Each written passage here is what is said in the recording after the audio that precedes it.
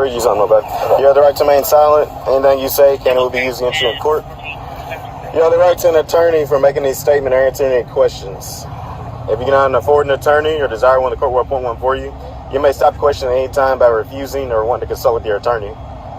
Do you understand each of those rights that I've read to you? Yes, I do. Thank you. Okay, with those rights in mind, do you want to talk to me about what happened? Please. Okay. Go ahead. So, okay. My house is right up that road, and so I was planning on getting here at 5:50 this morning to start my warm-up for my tee time. Yeah. I had to loop all the way around that way. It took me about probably a half hour. Okay. So I'm pulling in here. The police officer up there told me to come the opposite way with the traffic and then come in. And as I was pulling in, my window was down, and the officer told me to stop. And first of all, I did not know that he was a police officer. I thought he was one of the security guards that was mistaken.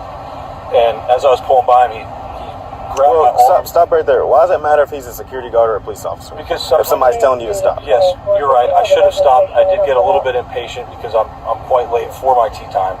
And as he was reaching in the car, he grabbed my shoulder and hit me. Like trying to get you to stop, right? Yes. Okay. It seemed to be a little bit over aggressive because the entrance was open. Okay. And I pulled a little bit because I was afraid. I thought he was going to start hitting me, and I didn't know who he was. He didn't tell me he was a police officer. All I saw was the yellow jacket. I didn't know what he was doing. I listened to another police officer.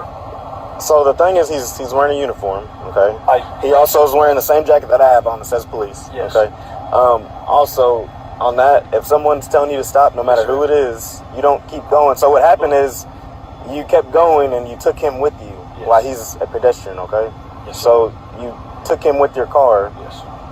And drug him, okay? Yeah. Which is not a good thing, I'm right? very aware that was to make it, so listen to me, so make it even worse, when he asked you to get out of the car, you refused to get out of the car. I still was not aware he was a police officer. I was actually looking out the window of the car to try to find a police officer. I asked. We're all right here, and he was there. Believe me, sir, if I knew we're all wearing yellow vests so you can see us. If he knew he was a police officer, I would have been much more or less afraid, but panic kind of set in. As you can see, I'm still shaking because I was afraid. I didn't know who he was.